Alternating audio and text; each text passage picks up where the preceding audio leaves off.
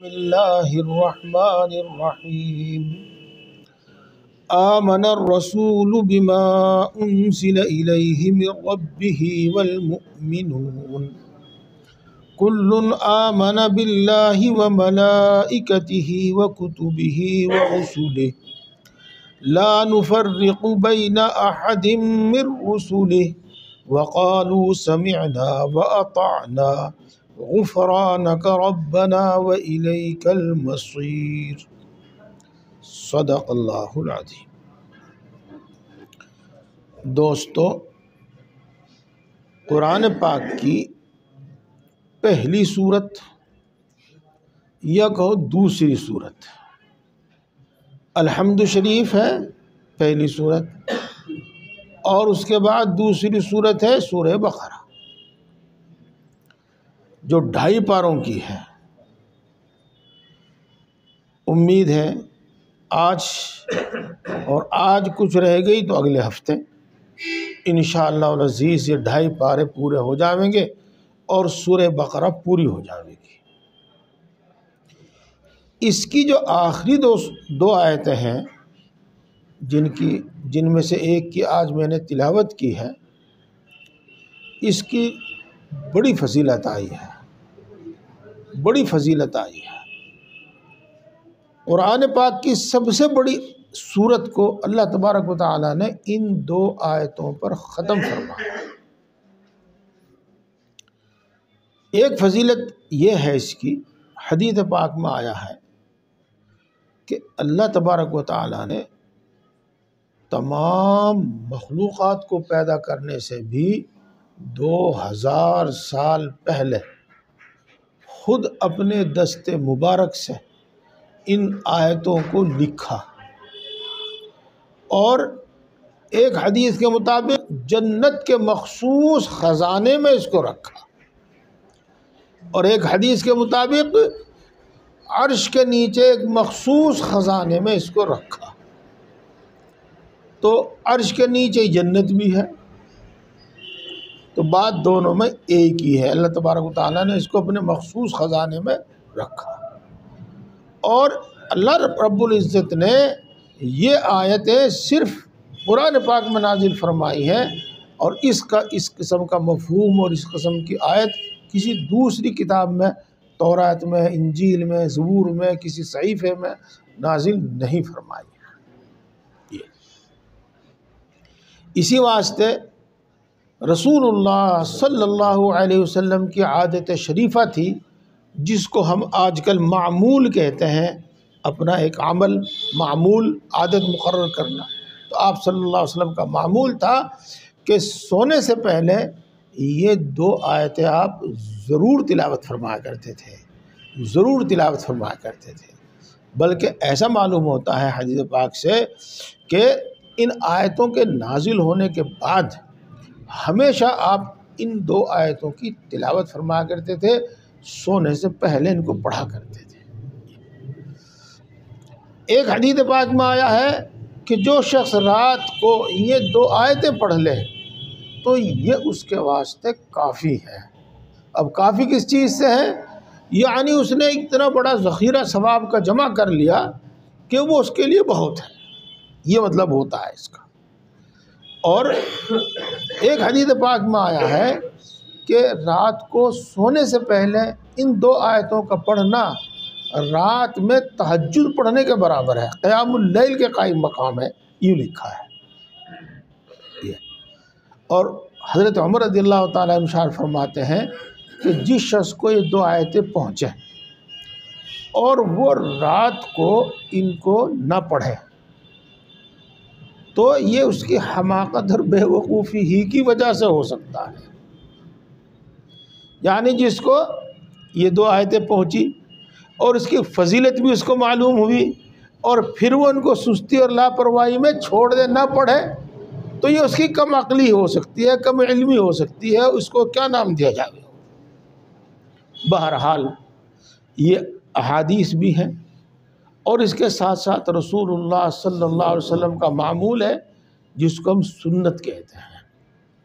لہذا جن حضرات کے یہ یاد ہیں وہ ان کو ضرور پڑھا کریں سونے سے پہلے، اور جن کے یاد نہیں ہے وہ ان کو یاد کر لیں۔ اور یاد کرنے میں ہم لوگوں کی بڑی کوتاہی ہے، ورنہ طریقہ بڑا آسان ہے۔ آمنا، ایک دن اتنا یاد کرو۔ یہ تو نورانی قاعدے پڑھنے والے بچوں کو بھی یاد ہے جی ہاں۔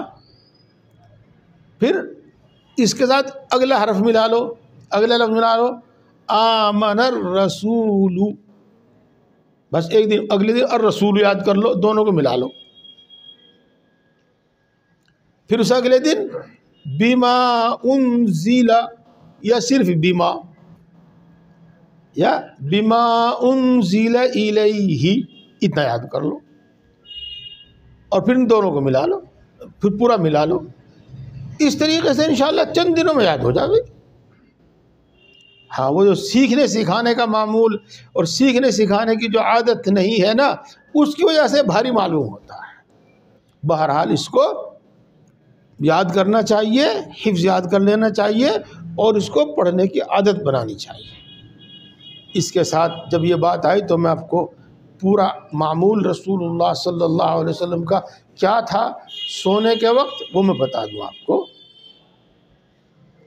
جب رسول اللہ صلی اللہ علیہ وسلم بستر پر لیٹ جاتے تھے تو چت لیٹتے تھے ایسا سیدھے، اور اپنے دونوں گھٹنے کھڑے کر لیتے تھے، یوں پھیلانے کے بجائے کھڑے کر لیتے تھے، اور پھر اس طریقے سے یوں ہاتھ کر لیتے تھے، جو انتہائی عاجزی کی حالت ہوتی ہے، عاجزی کی حالت ہوتی ہے اس طرح سے۔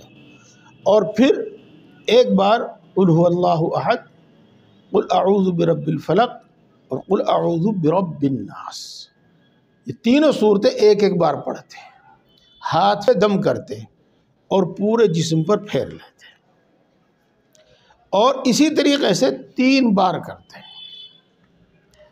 اور یہ کرنے کے بعد پھر آیت الکرسی پڑھتے، اور آیت الکرسی کے بعد پھر یہ 2 آیتیں یہ پڑھتے جو ابھی آپ کو بتائی ہیں، یہ پڑھتے، اس کے بعد سوتے۔ حضرت عائشہ رضی اللہ تعالی عنہ فرماتی ہیں کہ ہمیشہ اس پر عمل کرتے ہیں۔ یہ دیکھو، ایک مومن کے واسطے صرف اتنا کافی ہے کہ یہ سنت ہے، اس سے آگے کچھ بتانے کی ضرورت نہیں ہے، اس سے آگے کچھ جاننے کی، کچھ پوچھنے کی ضرورت نہیں، بس اتنا کافی ہے عمل کے واسطے کہ یہ سنت ہے یہ۔ لیکن چونکہ احادیث میں آیا ہے، اس واسطے اس کو بیان کر دینے میں اور سن لینے میں فائدہ ہی ہے۔ ہاں، تو دیکھو، جو شخص یہ تینوں صورتیں قل هو اللہ احد، قل اعوذ برب الفلق، قل اعوذ برب الناس، اور آیت الکرسی، اور یہ دونوں آیتیں پڑھ کر سوتا ہے تو جادو، ٹونا ٹوٹ کا، وہ بھی جادوئی کا ایک حصہ ہے،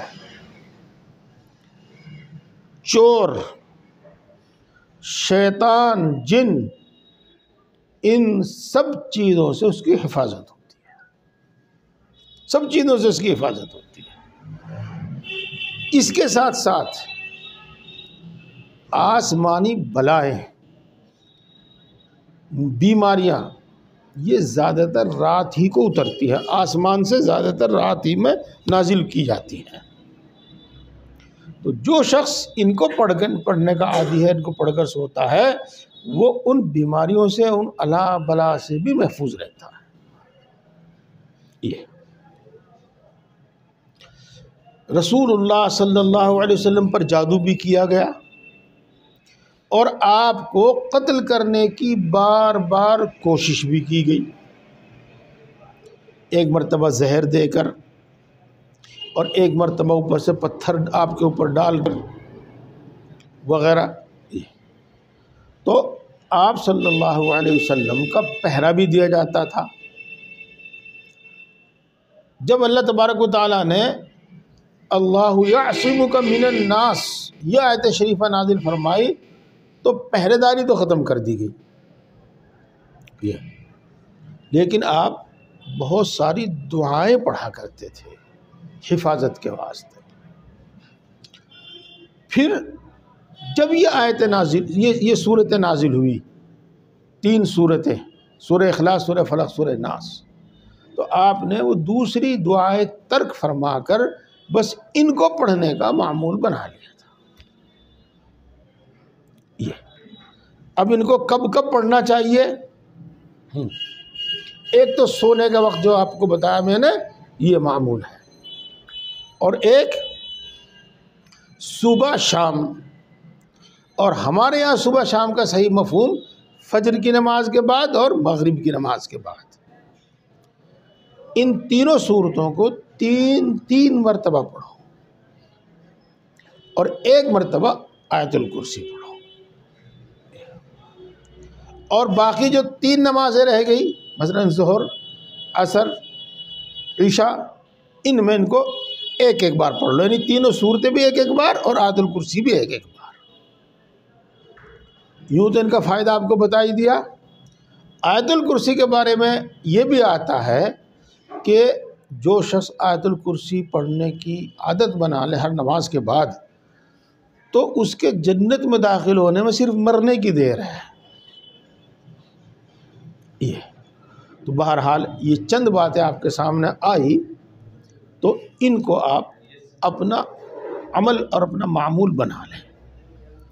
اب میں آپ کو آسانی بتاؤں کہ کتنی آسانی اس میں ہے۔ مثال کے طور پر آپ اپنی دکان سے، اپنے مکان سے چل کر آئے مسجد میں، یا آپ نوکری پر ہیں، اپنی ڈیوٹی پر ہیں، وہاں سے چل کر آئے۔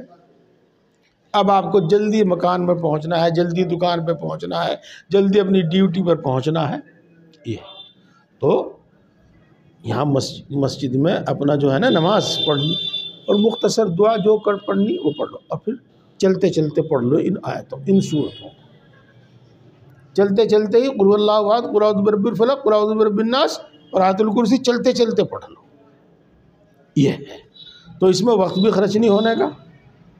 ہاں، اس کی عادت رکھنی چاہیے، اس کے بہت فائدے ہیں۔ بات تو یہ پوری ہو گئی، لیکن جب تک دودھ میں سے مکھی نہ نکالی جاوے نہ تو وہ پیا جاتا، اور جب پیویں تو فائدہ نہیں ہوتا، الٹی بھی ہو سکے ہے اس میں۔ اب میں آپ کو اگلی بات بتا دیتا ہوں۔ تعویذ جائز بھی ہے، ناجائز بھی ہے۔ تعویذ گنڈے والا مسئلہ جائز بھی ہے اور ناجائز بھی ہے۔ اس کی تفصیل تو میں بتاتا نہیں آپ کو۔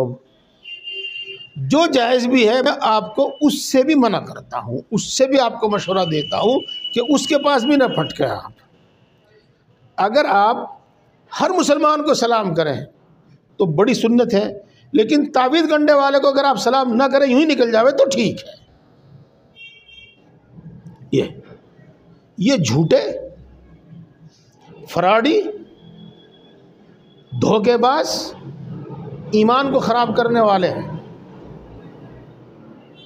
یہ اس واسطے حدیث پاک میں جو دعائیں آئی ہیں، اور اسی طریقے سے اور دوسرے رسول اللہ صلی اللہ علیہ وسلم کے معمولات ہیں، جب آپ ان کو پڑھیں گے اور آپ جانیں گے تو دنیا اور آخرت کی کوئی حاجت اور کوئی ضرورت ایسی نہیں ہوگی جس کے متعلق حدیث پاک میں دعا نہ آئی ہو، اور جس کے متعلق رسول اللہ صلی اللہ علیہ وسلم نے دعا نہ کی ہو۔ بیماری ہو تو، روزگار کی تنگی ہو تو، دشمنوں کا غلبہ ہو تو، وغیرہ وغیرہ۔ یہاں یہ بھی سن لیجئے گا کہ میرے حضرت مولانا شاہ ابرار الحق صاحب نور اللہ مرقدہ فرمایا کرتے تھے، یہ حدیث سے الگ ان کی تاثیرات جو بزرگوں کے تجربے میں آئی ہیں وہ ہیں کہ جو شخص یہ معمول رکھتا ہے ان تینوں صورتوں کا، آیت الکرسی کا، اس کا نمازوں کے بعد اور سونے کے بعد، دشمن کے شر سے بھی محفوظ رہتا ہے اور دشمن اس پر غالب نہیں آتا۔ چلو یہ بھی بات آ گئی۔ میں عرض یہ کر رہا تھا کہ انسان کو جو بھی ضرورت ہے دنیا میں، جو بھی ضرورت ہے دنیا میں، اللہ کے رسول صلی اللہ علیہ وسلم نے ان سب کے واسطے دعائیں کی ہیں۔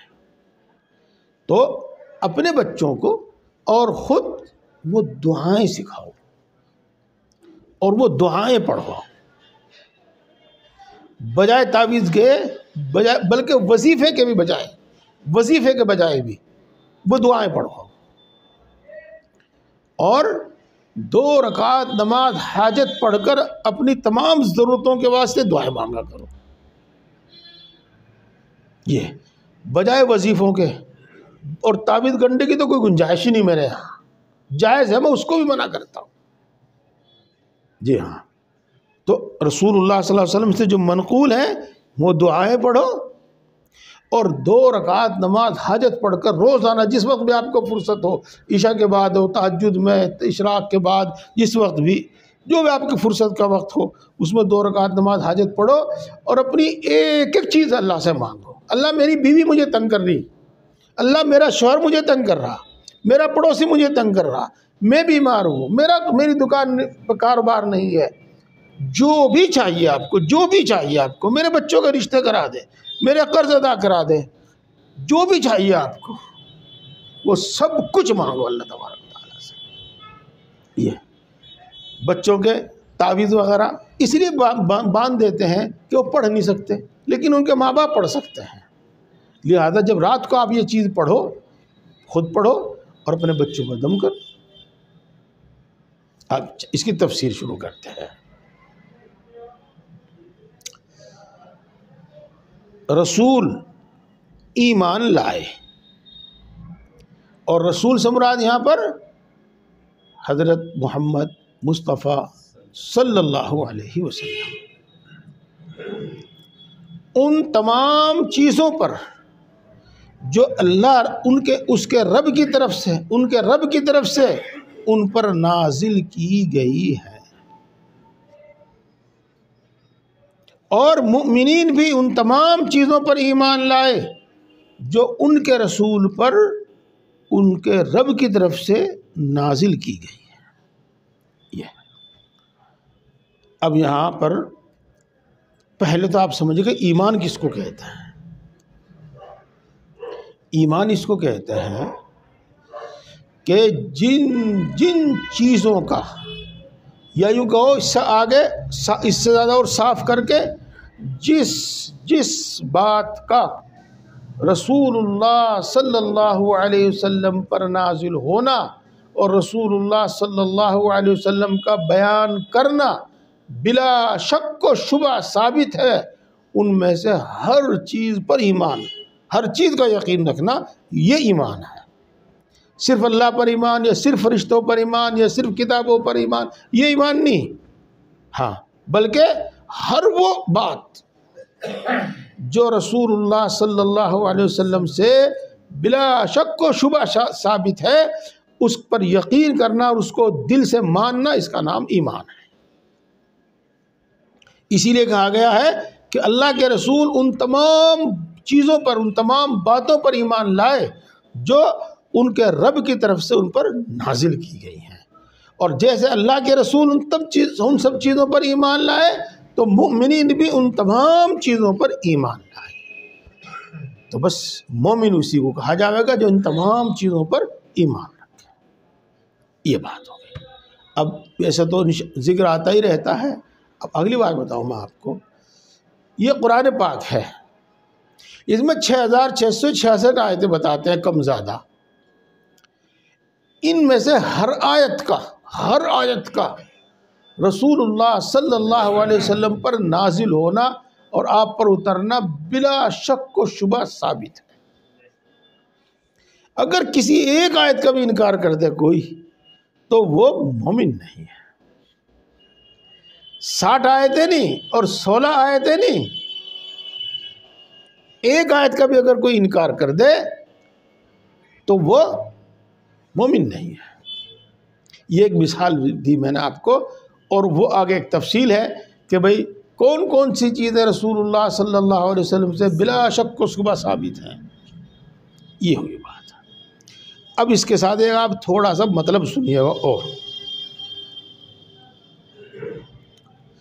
قرآن پاک میں کئی آیتیں ایسی نازل ہوئی کہ جب وہ نازل ہوئی تو صحابہ کرام رضوان اللہ تعالیٰ علیہم اجمعین پر بڑی بھاری گزری وہ آیت ہے۔ یہ مثال کے طور پر یا ایھا الذین آمنوا اتقوا اللہ حق تقاتہ، اے ایمان والو اللہ سے ڈرو، اور اتنے ڈرو جتنا اللہ سے ڈرنے کا حق ہے۔ اب صحابہ کرام رضوان اللہ تعالی علیہم اجمعین اللہ تبارک و تعالیٰ کی عظمت سے واقف تھے۔ انہوں نے عرض کیا، اے اللہ کے رسول، جیسا اللہ سے ڈرنے کا حق ہے ایسا کیسے ڈر سکتے ہیں اس سے؟ ہم تو اللہ کے ڈر اور اللہ کے خوف کا حق ادا ہی نہیں کر سکتے۔ یہ تو اس وقت پھر ایک دوسری آیت ہے، فَاتَّقُوا اللَّهَ مَا اسْتَطَعْتُمْ، اچھا جتنا اللہ کا حق ہے اگر اتنے نہیں ڈر سکتے تو جتنے تم ڈر سکتے ہو اتنے ڈرو، پھر اس میں آسانی ہوگی۔ اسی طریقے سے اور آیتیں ہیں، اسی طرح کی ایک آیت یہ ہے جس کی تفسیر میں نے آپ کے سامنے بیان کی تھی پچھلے ہفتے۔ اس میں سے ایک لفظ یہ تھا کہ جو تم اپنی زبان پر لاتے ہو، جو تم اپنے عمل سے کرتے ہو، جو ظاہر کرتے ہو، اس کا بھی حساب ہوگا، اور جو دل میں چھپاتے ہو اس کا بھی حساب ہوگا۔ اس پر بھی صحابہ کرام رضوان اللہ تعالی علیہم اجمعین نے اللہ کے رسول صلی اللہ علیہ وسلم سے عرض کیا کہ اللہ کے رسول یہ تو بڑی بھاری بات ہوگی، پتہ نہیں ہمارے دل میں تو کیا آتا رہتا ہے، اگر اللہ تبارک و تعالیٰ ہر چیز کا حساب لینے لگیں گے تو ہم تو پھنسے پڑے رہیں گے۔ یہ میں نے تھاری بولی میں کہہ دیا۔ یہ تو پھر اللہ تبارک و تعالیٰ نے اس کے تفصیل بیان فرمائی، اور اس طرح جو میں نے آپ کو بتائی تھی اس طرح سے وہ تفصیل تھی۔ لیکن اس وقت رسول اللہ صلی اللہ علیہ وسلم نے صحابہ کرام رضوان اللہ تعالیٰ علیہم اجمعین سے یہ فرمایا تھا کہ تم اس پر عمل کر سکتے ہو یا نہیں عمل کر سکتے وہ تو بعد کی بات ہے، یعنی اللہ تبارک و تعالیٰ اس کی کوئی تفصیل فرماویں گے، لیکن تم اللہ کے ہر بات کو، ہر حکم کو سن کر یوں کہا کرو، آمنت بما انزل اللہ، اللہ نے جو نازل کیا میں اس پر ایمان لاتا ہوں۔ بس یہ ہے، عمل کی بات بعد کی ہے، اللہ اس پر کیا آسانی فرماویں گے، کیا تفصیل فرماویں گے، لیکن بہرحال جو بھی کچھ اللہ نے نازل فرمایا میں اس پر ایمان لاتا ہوں، یوں کہا کرو۔ اور یہ بات میں نے خاص طور سے آپ کے سامنے اس لیے بتائی ہے، یہ بات خاص طور سے اس لیے بتانے کی ضرورت پیش آئی ہے کہ بہت ساری باتیں ہم سنتے ہیں دین کی، اور اپنی کم عقلی، کم علمی، کم تجربے کی وجہ سے ایک دم ایسا دھکا سا لگتا ہے ہم کو، اور یوں سوچتے ہیں ہمارے ذہن میں یہ بات آتی ہے، بھائی یہ تو بڑی مشکل بات ہے، بھائی ایسا تو نہیں ہو سکے گا، بھائی اس طرح کی بات ذہن میں آتی ہے۔ تو اس وقت ہمیں زبان سے ہی کہنا چاہیے کہ میں اللہ کے ہر حکم پر ایمان لاتا ہوں، اور پھر اس کی تفصیل سمجھ کر اور اچھی طرح اس کو سمجھ کر پھر عمل کرو۔ اور یہ بات بالکل یقینی ہے کہ اللہ تعالیٰ فرماویں گے کہ ہماری طاقت سے زیادہ ہمیں کسی چیز کا مکلف نہیں بنایا گیا، جو ہم نہ کر سکیں ایسا کوئی ہمیں حکم نہیں دیا گیا۔ یہ ہے، اسی لیے جب وہ اوپر والی آیت شریفہ نازل ہوئی تھی تو رسول اللہ صلی اللہ علیہ وسلم نے یہی فرمایا تھا کہ یوں کہو، آمنا بما انزل اللہ، ہم اس پر ایمان لائے جو اللہ نے نازل فرمایا۔ پھر اللہ نے اللہ کے رسول، اپنے رسول صلی اللہ علیہ وسلم کی یہ باتیں یہاں نقل فرمائی۔ تو امید ہے کہ میری بات آپ کی سمجھ میں آ گئی ہوگی کہ کوئی بھی حکم شریعت کا جب سامنے آوے اور بظاہر ایسا معلوم ہو کہ بھئی دیکھو ہم سے اس پر عمل نہیں ہو سکتا، تو سب سے پہلے تو یوں کہیں کہ اللہ کا ہر حکم بالکل بجا ہے، میں اس پر ایمان لاتا ہوں، پھر اس کی تفصیلات معلوم کر کے اس کے مطابق عمل کرے، اور یہ یقینی ہے کہ اللہ تبارک و تعالیٰ نے کسی کو اس کی طاقت سے زیادہ کا مکلف نہیں بنایا۔ یہ ہے کل آمن باللہ، ہر ایک یعنی مومن بھی اور اللہ کے رسول صلی اللہ علیہ وسلم بھی سب ایمان لاتے ہیں اللہ پر۔ دوستو آج جتنا ہو لیکن میں اس کو تھوڑا سا بیان کروں گا۔ اللہ پر ایمان، ہم مومن ہیں، اور اللہ پر ایمان رکھتے ہیں؟ ہاں۔ تو دیکھو اللہ تبارک و تعالیٰ کو ایسا ماننا جیسا وہ ہے ایمان ہے، اور اس کو ماننا ہے، اور اگر اس کے خلاف اللہ کو مانا جاوے تو وہ اللہ کو ماننا نہیں ہے اور اللہ پر ایمان لانا نہیں ہے۔ اتنی بات امید ہے کہ آپ سمجھ گئے ہوں گے۔ یہی وجہ ہے کہ یہودی اللہ پر ایمان لاتے ہیں لیکن کافر اور مشرک کہلاتے ہیں، عیسائی اللہ پر ایمان لاتے ہیں لیکن کافر اور مشرک کہلاتے ہیں۔ اور وجہ کیا؟ وہ اللہ کو اس طرح نہیں مانتے جیسا وہ ہے، ایسا نہیں مانتے جیسا وہ ہے۔ امید ہے کہ بات بھی بڑی آسانی سے سمجھ میں آ گئی ہوگی۔ بلکہ میں یوں کہوں، دنیا میں جتنے بھی مذاہب ہیں وہ سب مانتے ہیں اللہ کو، لیکن اس طرح نہیں مانتے جیسا وہ ہے، ایسا نہیں مانتے جیسا وہ ہے۔ یہ اب رہ جاتی ہے بات کہ اللہ کیسا ہے، اللہ کیسا ہے۔ تو اللہ تبارک و تعالیٰ نے اپنی صفات یعنی اللہ جیسا ہے وہ قرآن میں بیان فرمایا ہے، اور اللہ جیسا ہے وہ اللہ کے رسول نے بیان فرمایا ہے۔ تو جو شخص اللہ کو اس طرح مانے گا جیسا اللہ قرآن پاک میں ہے، اور جو شخص اللہ کو اس طرح مانے گا جیسا اللہ کے رسول صلی اللہ علیہ وسلم نے بیان فرمایا ہے، تو وہ اللہ پر ایمان رکھتا ہے، اور جو اس کے خلاف مانے گا وہ اللہ کو نہیں مانتا۔ میں آپ کو ایک مثال دیتا ہوں جس کو آپ بہت آسانی سے سمجھ جائیں گے، اور میری بات یوں ہی لمبی ہوتی ہے کہ کوئی بات ادھوری نہ رہے، میری حد تک اتنی بات آسان ہو جاوے کہ ہر آدمی سمجھ لے۔ دیکھو جو دوائی بیچتے ہیں نا، دیسی دوائی بیچتے ہیں، ہم ان کو حکیم کہتے ہیں، حکیم، اور ان کو طبیب بھی کہتے ہیں، طبیب۔ یہ اللہ تبارک و تعالیٰ کے لیے قرآن پاک میں، حدیث پاک میں حکیم کا لفظ آیا ہے، تب اللہ کو حکیم تو کہہ سکتے ہیں، حکمت والا، دانائی والا، لیکن اللہ کو طبیب نہیں کہہ سکتے، چونکہ اللہ تبارک و تعالیٰ کی یہ صفت نہ قرآن پاک میں آئی نہ حدیث پاک میں آئی گئی۔ اور یہ میں نے یہی سمجھانے کے واسطے آپ کے سامنے ایک مثال دی ہے کہ اللہ جیسا ہے وہ ہمیں قرآن نے بتایا ہے، اور اللہ جیسا ہے وہ انبیاء کرام علیہ السلام نے بتایا ہے۔ لہذا اللہ کو اس طرح مانو جیسے اللہ کا نبی بتاتا ہے، اور جیسے کہ اللہ کا کلام ان قرآن پاک بتاتا ہے اس طرح مانو۔ اس کے خلاف اگر مانو گے تو پھر وہ اللہ پر ایمان لانا نہیں ہوگا۔ آمنت بملائکتہ، اللہ کے فرشتوں پر ایمان لایا۔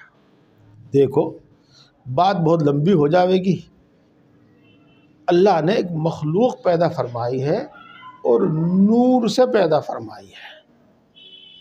آگ، پانی، مٹی، ہوا، عناصر اربع جس سے ساری دنیا بنی ہے وہ ان سے نہیں بنی ہے، وہ مخلوق ان سے الگ ہے، نور سے بنی ہے، اور وہ نہ مرد ہے نہ عورت ہے، نہ کھاتے ہیں نہ پیتے ہیں نہ سوتے ہیں۔ تو اس طرح ان کی صفات ہے، اور ان کی ایک صفت اللہ تبارک و تعالیٰ نے قرآن پاک میں یہ بھی بیان فرمائی ہے کہ وہ اللہ تبارک و تعالیٰ کے کسی حکم کی نافرمانی نہیں کرتے۔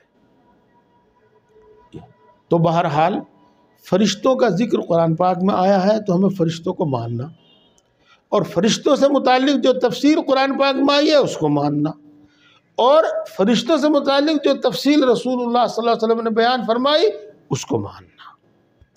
یہ بات تو آپ کی سمجھ میں آ گئی ہوگی۔ اب میں اسی کو اور سمجھانے کے واسطے ایک بات بتاتا ہوں آپ کو۔ پہلے آیا تھا لیکن بات پرانی ہوگی، آپ کو یاد نہیں ہوگی۔ یہود نے رسول اللہ صلی اللہ علیہ وسلم سے پوچھا کہ آپ کے پاس وہی کون سا فرشتہ لاتا ہے؟ تو رسول اللہ صلی اللہ علیہ وسلم نے ارشاد فرمایا کہ جبریل میرے پاس وحی لاتے ہیں۔ تو یہود نے کیا کہا؟ دیکھو بات سنو جی، ہم آپ کو نبی مان لیتے اور ہم آپ کی پر جو قرآن نازل ہو رہا ہے اس کو بھی مان لیتے ہیں۔ اگر جبریل کے علاوہ کوئی اور فرشتہ لاتا تو جبریل تو ہمارا پکا دشمن ہے، پرانا دشمن ہے ہمارا، اس کی لائی ہوئی وہی تو ہم مان ہی نہیں سکتے۔ انہوں نے یہ کہا قل من کان عدوا لجبریل فإنہ نزلہ، وہ جو آیت شریفہ ہے وہ اسی موقع پہ نازل ہوئی تھی۔ تو کسی فرشتے کے متعلق اس طرح کی بات اپنے دماغ میں رکھنا یہ انکار ہے، یہ انکار ہے۔ اسی طریقے سے آپ اور بھی سمجھ لیجئے گا، انکار صرف یہی نہیں ہوتا کہ آدمی نہ ماننا ہے، بلکہ اگر اس کی توہین کر دی، بے عزتی توہین کر دی تو بھی نہ ماننے میں شامل ہے۔ اسی واسطے جو شخص کی فرشتے کی توہین کرے، کسی نبی کی توہین کرے تو وہ بھی خطرے والی بات ہے، ایمان سے خالی بات ہے۔ وَكُتُبِهِ، اور اللہ کی تمام کتابوں پر ہم ایمان رکھتے ہیں۔ ہمارے سامنے قرآن پاک میں 4 کتابوں کا تو ذکر ہے، ایک تو خود قرآن پاک، اور ایک زبور، اور ایک انجیل، اور ایک تورات۔ تو ہم نام بنام ان 4 کتابوں کو مانتے ہیں یہ، اور اس کے علاوہ صحف ابراہیم، صحف موسیٰ اور دوسرے انبیاء کرام علیہ السلام پر بھی چھوٹی چھوٹی کتابیں نازل ہوئی ہیں جن کو صحیفہ کہتے ہیں، ان کے نام قرآن پاک میں نہیں ہیں، ان کے پاس حدیث پاک میں نہیں ہے، بس اتنا نام آیا۔ لہذا ہم اس کو بھی مانتے ہیں کہ ان 4 کتابوں کے علاوہ بھی چھوٹی چھوٹی کتابیں انبیاء کرام علیہ السلام پر نازل ہوئی جن کا ہمیں نام معلوم نہیں ہے، نہ قرآن پاک میں بیان کیا گیا نہ حدیث پاک میں بیان کیا، ہم سب کو مانتے ہیں۔ جو تورات اللہ نے نازل فرمائی تھی موسیٰ علیہ السلام پر وہ بالکل حق اور سچ تھی، ایسے جیسا قرآن پاک۔ اب بعد میں اس میں جو رد و بدل کر دی اس کا ہمیں کچھ پتہ نہیں، کہاں رد و بدل کی کہاں نہیں کی، دلیل ایسے ثابت ہے ویسے تو ہاں۔ اسی طریقے سے حال انجیل کا، اسی طریقے سے حال زبور کا، لیکن بہرحال ہم انجیل زبور کو مانتے ہیں، جو موجودہ ہیں یہ تحریف شدہ ہے، خود قرآن پاک بتاتا ہے جو کچھ ان میں سب بیان کیا گیا وہ سب اللہ کی طرف سے نہیں ہے، یہ بات طے شدہ ہے۔ اللہ کی تمام کتابوں کو ہم مانتے ہیں۔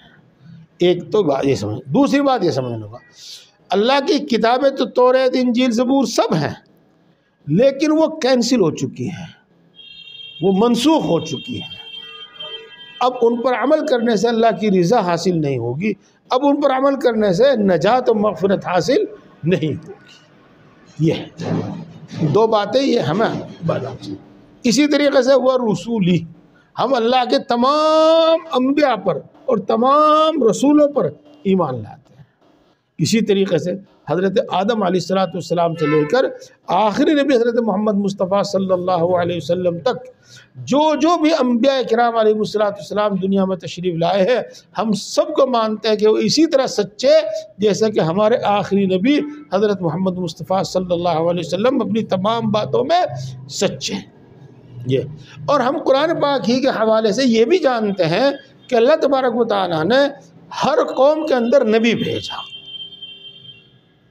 اتنی تو بات آپ کو سمجھ میں آ گئی ہوں گی، لیکن ہم بالیقین اس کو نبی مانتے ہیں جس کا نام قرآن پاک میں یا حدیث پاک میں آ گیا،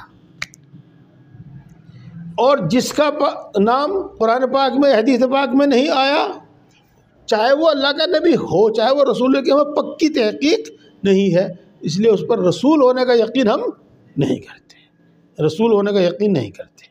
یہ بات میں نے تفصیل سے آپ کو بتائی اور امید ہے کہ آپ کی سمجھ میں بھی آ گئی ہوگی۔ اگر کوئی رام کو، کوئی فلاں کو، کوئی فلاں کو، کوئی فلاں کو کوئی اپنی تحقیق سے بتاوے تو ہم یہ ہو سکتا ہے، ہو سکتا ہے یہ ہو، لیکن بہرحال ہمارے پاس کوئی دلیل اس کی نہیں ہے، اور تاریخ کوئی دلیل نہیں ہوتی، تاریخ تو مختلف قسم کی ہوتی ہے۔ ہاں اتنا ہم ضرور کہتے ہیں، اتنا ہم بالیقین کہتے ہیں کہ اللہ کا نبی جو بھی ہوگا وہ کفر کی، بت پرستی کی اور ان چیزوں کی بالکل تعلیم نہیں کرے گا۔ اگر یہ تھے بھی مان لو تھوڑی دیر کے لیے، تو ان کے ماننے والے آج جو کچھ کرتے ہیں اور جو ان کی تعلیمات بتاتے ہیں وہ اللہ کے رسول کی تعلیمات نہیں ہیں۔ تو رسولوں کو ماننے کا مطلب، کتابوں کو ماننے کا مطلب، فرشتوں کو ماننے کا مطلب یہ ہے، اور یہ بتانا ضروری ہے، ورنہ آپ کو دھوکہ دیں گے۔ رام بھی ہمارے ہیں، وہ بھی اللہ کے رسول ہیں جی، اور پتہ نہیں کہاں کہاں کا حوالہ دیں گے وہ، لیکن میں ان کا ذکر کرتا یا نہ کرتا، جتنی بات آپ کو میں نے بتا دی، آپ اس بات پر جب تک یقین رکھیں گے اور اس کو صحیح سمجھیں گے تو اب کوئی کہے انشاءاللہ العزیز آپ اس کے دھوکے میں نہیں آئیں گے۔ اور جو بات میں نے بتائی امید ہے کہ وہ آپ کی سمجھ میں بھی آ گئی ہوگی، دل میں بھی اتر گئی ہوگی۔ لا نفرق بین احد من رسولہ، ہم اللہ کے رسولوں میں سے کسی میں فرق نہیں کرتے کہ کسی کو مانے اور کسی کو نہ مانے، ہم ایسا نہیں کرتے، اور ان کا مطلب میں نے آپ کو بتا دیا یہ۔ اور مومن کو اللہ کا حکم سننے کے بعد چاہے سمجھ میں آوے یا نہ آوے، چاہے آسان ہو یا بھاری، یوں کہنا چاہیے سمعنا، ہم نے سن لیا، توجہ سے بات سننے کو سمعنا کہتے ہیں، وَأَطَعْنَا، اور ہم نے مان لیا، غفرانک ربنا، اے اللہ ہم تجھ سے معافی طلب کرتے ہیں عمل میں ہم سے جو کوتاہی ہو، وَإِلَيْكَ الْمَصِيرُ، اور سب کو لوٹ کر تیرے ہی پاس آنا ہے۔ ایک آیت شریفہ کی تفسیر ہوئی، اگلی کی انشاءاللہ اگلے ہفتے میں۔ اللہ تبارک و تعالی ہم سب کو دین کی صحیح بات سمجھنے، عمل کرنے